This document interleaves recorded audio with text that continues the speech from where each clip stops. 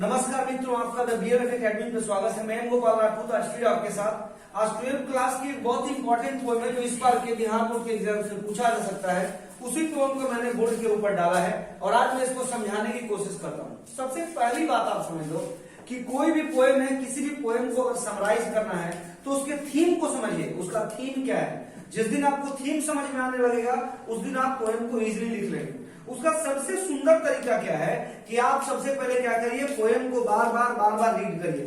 शिक्षक आपको क्लासरूम में पढ़ाते हैं, उनके पढ़ाने के बाद आप घर जाइए, घर में जाके एक बार पोएम के ऊपर प्रयास करिए। अगर पोएम के ऊपर आप प्रयास करते हैं तो निश्चित रूप से आपको जो है पोएम कुछ हद तक समझ में आएगा। और जब वो कुछ हद तक समझ में आएगा तो दोबारा जब उसको आप रीड करोगे तो दोबारा रीड करने में वो और अच्छे से समझ में आएगा। किसी भी पोएम का समरी इसलिए एग्जाम में पूछा जाता है ताकि ये पता चले कि जो चैप्टर्स आपको पढ़ाए गए हैं उन चैप्टर्स से आपने क्या समझा और क्या सीखा। समरी से केवल एग्जाम पास करने का तात्पर्य एग्जामिनर्स का कभी नहीं होता। एग्जामिनर्स का ये मतलब होता है कि आप उस पोएम के माध्यम से क्या लर्न किए हैं, ये बहुत इंपॉर्टेंट है। हम क्या करते हैं, एग्जामिनेशन के लिए केवल रट करके चले जाते हैं और एग्जाम दे देते हैं, एग्जाम से पास हो गए और पता चला हमें कुछ जानकारी है नहीं। शिक्षा का ये कभी मतलब नहीं है कि आप एकेडमिक्स के नाम पर जो है केवल एग्जाम्स पास कर जाइए। नो, एकेडमिक्स का मतलब होता है उनको आप अपने जीवन में कितना ज्यादा उतारते हैं, इस पर निर्भर करता है कि आपने कितना कुछ उससे सीखा है। अगर कोई रामचरितमानस पढ़ता है, अगर कोई मान लीजिए भागवत गीता पढ़ता है, कोई कुरान पढ़ता है, कोई जो है बाइबल पढ़ता है, निश्चित रूप से उससे उसको कुछ लेसन्स मिलते हैं जिनको वो अपने जीवन में अप्लाई करता है। यह पोएम भी ठीक उसी प्रकार का है। इस पोएम के माध्यम से भी आपको समझाने की कोशिश की गई है। लेखक ने जो है कवि ने जो है समझाने की कोशिश की है। कवि यह कहना चाहता है कि अगर आप किसी से प्रेम करते हो, अगर आपका किसी से प्रेम है तो वो प्रेम केवल सुख के दिनों के लिए नहीं होना चाहिए, दुख के दिनों के लिए भी होना चाहिए। और उसके मुसीबत के दिनों में आप उसे छोड़ के मत चले जाइए। आज का प्रेम क्या है? निरर्थक प्रेम है। जब तक आपका स्वार्थ सरता है आप उससे प्रेम करते हैं। जिस दिन आपका स्वार्थ सरना खत्म हो जाता है आपका प्रेम बंद हो जाता है। प्रेम में कभी स्वार्थ होता ही नहीं। प्रेम में एक वर्ड होता है लव, LOV, लव। लव का मतलब होता है lack of sorrow. Lack of sorrow, lack of sorrow मतलब होता है, समझ रहे हैं? सॉरो मतलब दुख होता है। ओ फॉर होता है ocean of tears. Ocean of tears का मतलब होता है आंसुओं का समुद्र, ठीक है। वी फॉर होता है वैली ऑफ डेथ, मौत की खाई। आई फॉर होता है एंड ऑफ लाइफ, जीवन की समाप्ति, उसको लव कहते हैं। यानी अगर किसी से आपने लव कर लिया तो आपका लव उसके लिए आजीवन बना रहना चाहिए। That is called love. यहाँ जो देखा ना इपिटैफ, इपिटैफ का मतलब क्या होता है? मरने के बाद किसी का जो मकबरा होता है, किसी की जो समाधि होती है, उस पर जो कुछ शब्द लिख दिए जाते हैं उसको इपिटैफ बोला जाता है। जाहिर सी बात है मरणोपरांत पर यह कविता लिखी गई है। किसके? मरणोपरांत पर, यानी मरने के बाद किसी की फीलिंग्स है। वॉल्टर डेलामारे ने जो है किसी की फीलिंग्स डाली है। तो किसकी फीलिंग्स डाली है? उन्होंने अपनी प्रेमिका की, अपनी पत्नी की फीलिंग्स डाली है कि कैसे वो अपनी पत्नी को प्यार करते थे, कितना प्यार करते थे, इतना प्यार करते थे कि दुनिया की पश्चिमी देशों की सबसे खूबसूरत महिला थी वो उनकी आंखों में। क्योंकि मैं आपको बार बार कहता हूं, beauty lies in the eyes of beholder. सुंदरता देखने वाले की आंखों में होती है। ये कोई जरूरी नहीं कि महिला बहुत खूबसूरत है तभी वह किसी को सुंदर लगेगी। लड़की कोई खूबसूरत है तो किसी को सुंदर लगेगी। उसके देखने का नजरिया क्या है, वो किस नजरिए से उसको देखता है, ये उस पर निर्भर करता है कि वो किस नजरिए से देखता है।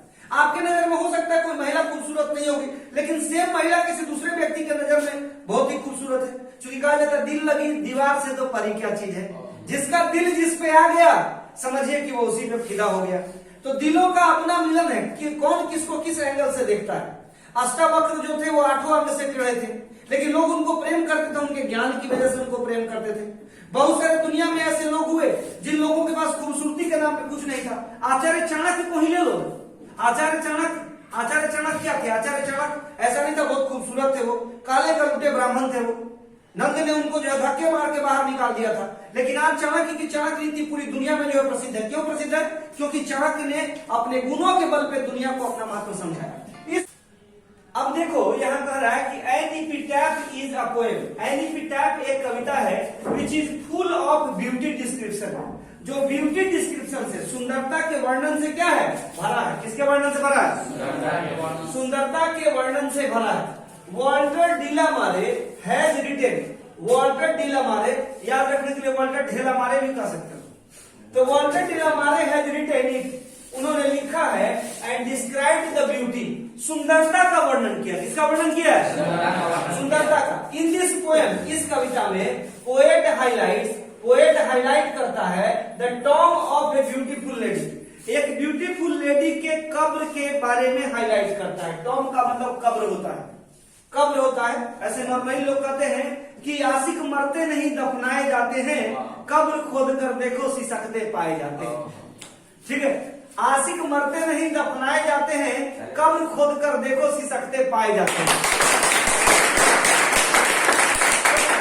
कहने का मतलब है, समझिएगा बात को, कि बेचारे ने क्या किया, तो बेचारे की जो है प्रेमिका कह लो, पत्नी कह लो, जो गुजर गई, उसके गुजरने के बाद वो अपने दर्द को बयां कर रहा है। ठीक है, even she was the most beautiful lady in the west, वह पश्चिमी देशों की, वेस्ट की सबसे सुंदर महिला थी। बट ब्यूटी वैनिसेस, सुंदरता तो आती है और क्या होती है? चली जाती है।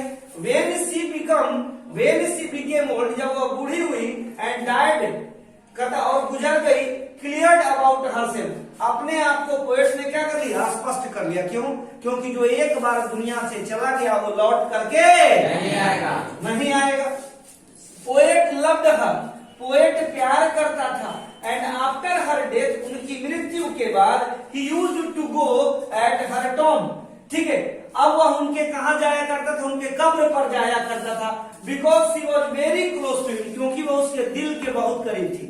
जैसा कि मैंने कहा पोएम के माध्यम से कि वह वेस्ट की सबसे सुंदर महिला थी। किसने कहा? लेखक ने कहा। किसने कहा? क्योंकि वो अपनी प्रेमिका को बहुत ज्यादा क्या करता था? प्यार करता था। कहता एज पोएट से, जैसा कि पोएट ने कहा है, इफ यू लव समवन, अगर तुम किसी को प्यार करते हो, you should not leave her, आप एलोन, उसे आपको अकेला नहीं छोड़ना चाहिए। आप जब भी किसी को प्रेम करते हैं तो आपको उसे अकेला नहीं छोड़ना चाहिए। And it is true love, और यही सही लव है, यही सही प्यार है। और प्यार पे चलते चलते इस पोएम को खत्म करते करते एक शायरी भी सुना दूं प्यार पे, कि रात क्या ढली सितारे चले गए, रात क्या ढली सितारे चले गए, गैरों से क्या गिला जब अपने चले गए। रात क्या ढली सितारे चले गए, गैरों से क्या गिला जब अपने चले गए।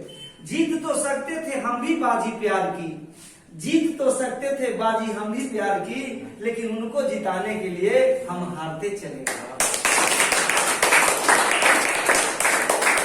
Thank you very much, have a nice day, good day and good luck to you.